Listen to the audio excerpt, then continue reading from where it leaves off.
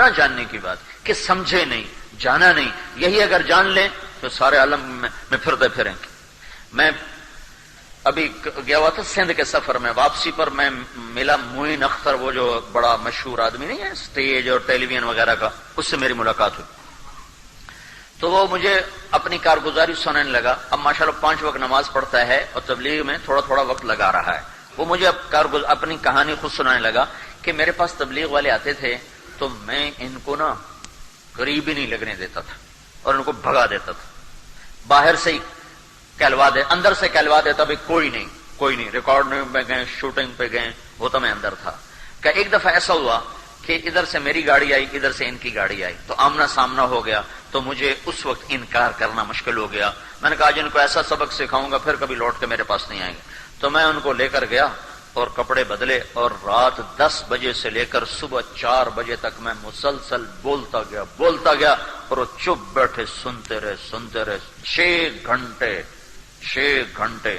کتنا بڑا ظرف تھا ان سننے والوں کا، کتنا بڑا ظرف تھا. کہنے لگا میں نے سوچا اب یہ لوٹ کے میرے پاس کبھی نہیں آئے گا. میں نے اتنا ان کی ٹھگائی کر دینا ہوں بندے دے پوترن تو میرے کو نہیں آتے ہیں.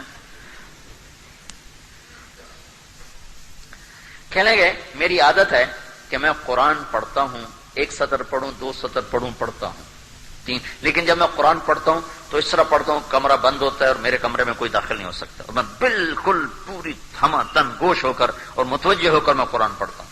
کہ اس بات کے چند دن گزرے تھے تو میں قرآن پڑھ رہا تھا تو یہ آیت میرے سامنے آئی، وَلْتَكُمْ مِنْكُمْ أُمَّةٌ يَدْعُونَ إِلَى الْخَيْرِ وَيَأْمُرُونَ بِالْمَعْرُوفِ وَيَنْهَوْنَ عَنِ الْمُنْكَرِ وَأُولَئِكَ هُمُ الْمُفْلِحُونَ. تم میں ایک جماعت ایسی ہونی چاہیے جو بھلائیوں کی دعوت دے، برائیوں سے روکے، اور یہی لوگ کامیاب ہیں. کہنے لگا جب میں نے یہ آیت پڑھی تو میری چیخ نکلی اور میں نے رونا شروع کیا، اور میں اتنا رویا کہ میں کانپ رہا تھا اور میری چیخیں نکل رہی تھی اور میری ہچکیاں بند گئیں، اور مجھے لگتا تھا کہ میں دیوار میں ٹکر ماروں کہ میں نے کیا کیا، میں نے ان لوگوں کے ساتھ یہ کیا کیا، یہ تو قرآن کہہ رہا ہے کہ یہ کام تمہارا ہے.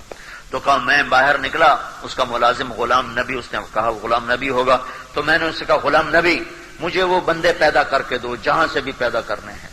وہ کہے سرکار مجھے کیا پتا کون تھے کہاں سے آئے. کہا میں بے قرار. پھر یہ اللہ کا فضل ہے، تبلیغ والے چھوڑتے تو ہیں نہیں. کہ چند دن گزرے تو وہ خود ہی آ گئے.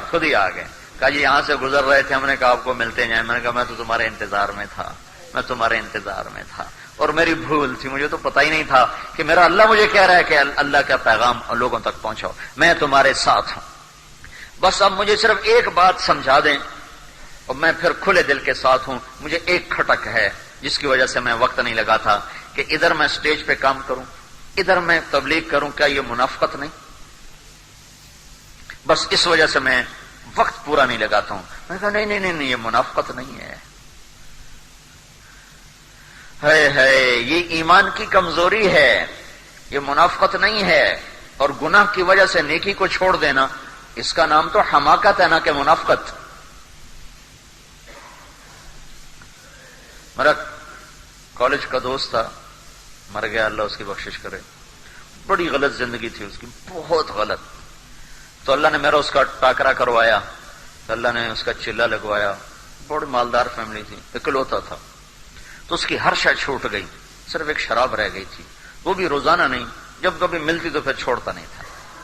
ویسے روز نہیں پیتا، باقی ہر گندگی سے وہ نکل گیا تھا. اور نماز اور تہجد اور چلہ اس کا ایک لگا تھا. داڑھی نہیں رکھی تھی.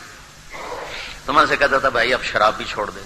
کہتا سن 2000 میں 4 مہینے لگاؤں گا، داڑھی رکھوں گا، حج کروں گا، شراب بھی چھوڑ دوں گا. تو خیر وہ تو الگ کہانی ہے.